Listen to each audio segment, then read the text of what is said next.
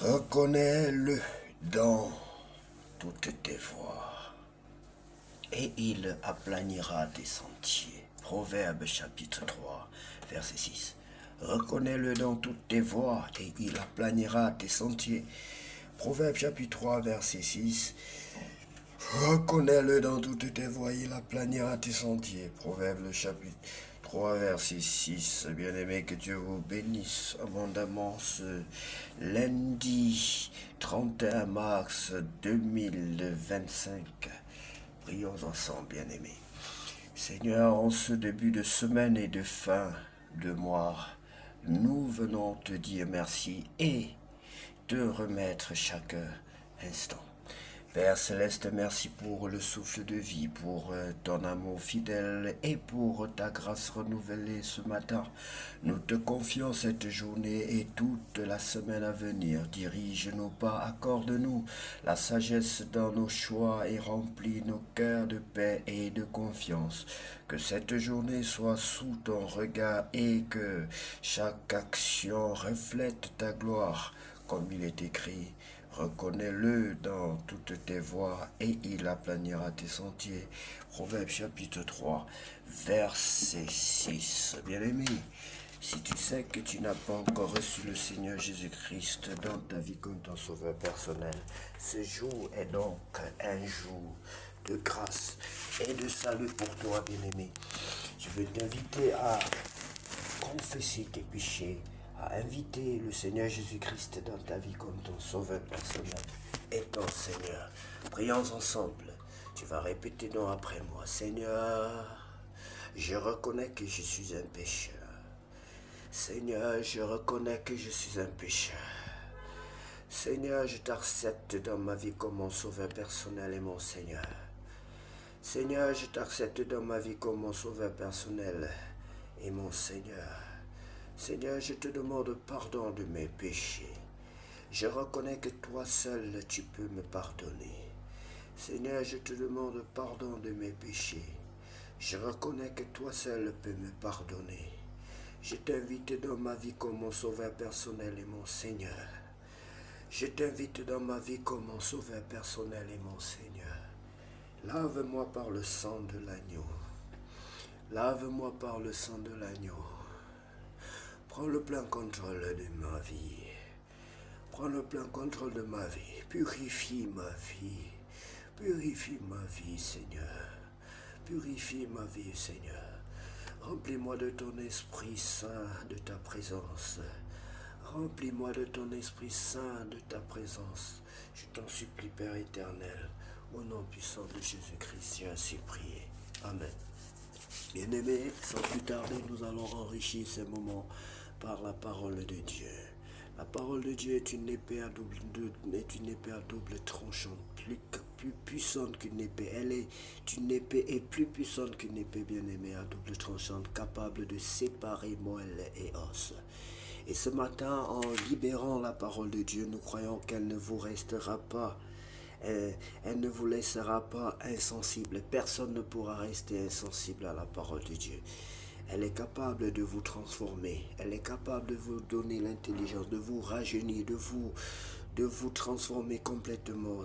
Bien-aimé, si vous manquez quelque chose, la parole de Dieu est mieux située, mieux indiquée pour pouvoir restaurer votre vie, votre être intérieur, votre être extérieur. Sans plus tarder, lisons la parole de Dieu dans le livre d'Apocalypse chapitre 12. La femme et le dragon, un grand signe apparaît dans le ciel, c'est une femme, le soleil l'enveloppe comme un vêtement. La lune est sous ses pieds, sur la tête elle porte une couronne de 12 étoiles. Elle va bientôt mettre au monde un enfant, et les souffrances de l'accouchement de la font crier. Un autre signe apparaît dans le ciel. C'est un grand dragon. Il est rouge comme le feu. Il a 7 têtes et 10 cornes. Et sur chaque tête, il porte une corne.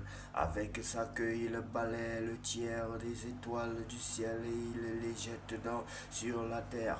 Le dragon se place devant la femme qui va accoucher pour dévorer l'enfant dès sa naissance. La femme met au monde un fils, c'est ce garçon qui va diriger tous les peuples très durement. Mais cet enfant est emporté auprès de Dieu et de son siège royal. Alors la femme s'enfuit dans le désert. Là, Dieu lui a préparé une place pour qu'on lui donne à manger pendant 1260 jours. Puis il y a un combat dans le ciel. Michel et ses anges luttent contre le dragon.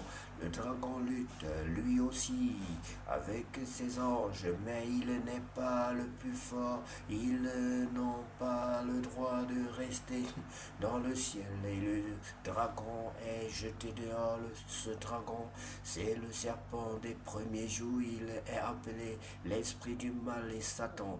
Il trompe le monde entier. Il est donc jeté sur la terre et ses anges avec lui.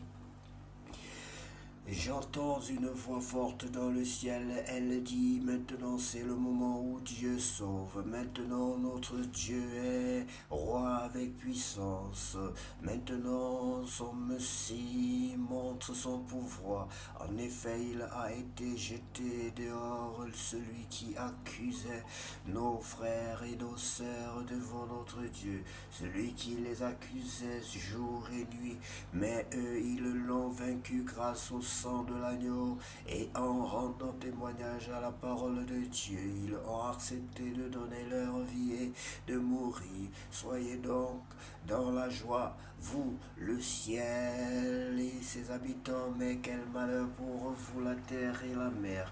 L'esprit du mal est descendu chez vous et il est très en colère parce qu'il a peu de temps et il le sait. Quand le dragon voit qu'il a été jeté sur la terre, il poursuit la femme qui a mis au monde un garçon. Mais la femme reçoit les 2 ailes du dragon, du grand aigle, autant pour moi. Elle peut donc s'envoler dans le désert, à l'endroit préparé pour elle, loin du serpent. Là, elle reçoit de la nourriture pendant 3 ans et demi. Alors le serpent crache de l'eau comme un feu derrière la femme pour que l'eau l'emporte. Mais la terre vient aider la femme. La terre s'ouvre et elle avale le fleuve que le dragon a craché. Le dragon est très en colère contre la femme et il part faire la guerre contre le reste de ses enfants, ceux-là qui obéissent au commandement de Dieu et qui sont les témoins de Jésus. Puis le dragon se place au bord de la mer. Merci infiniment pour ta parole, Seigneur. Ta parole, c'est la vérité. Ta parole, c'est la vie. Ta parole nous guérit. Ta parole nous sauve. Sans ta parole, nous ne sommes rien. Et nous ne pourrons rien faire sans elle. Ce que tu fais pour nous, Seigneur, est au-delà de ce que nous pouvons penser ou imaginer. Ce que tu fais pour nous, personne ne peut le réaliser. Qu'à toi seul, Seigneur, revienne la gloire, la puissance et l'honneur pour tous les siècles. Amen. Seigneur, qu'à toi seul revienne la gloire, la puissance et l'honneur pour tous les siècles, pour ta parole est un feu vivant. Ta parole embrase en nous tout ce qui ne te glorifie pas. Que ta parole détruise en nous tout ce qui ne te glorifie pas. Au nom puissant de Jésus-Christ. Amen. Bien-aimé, que cette journée soit la plus belle de toutes les journées déjà vécues sur cette terre. Au nom puissant de Jésus-Christ.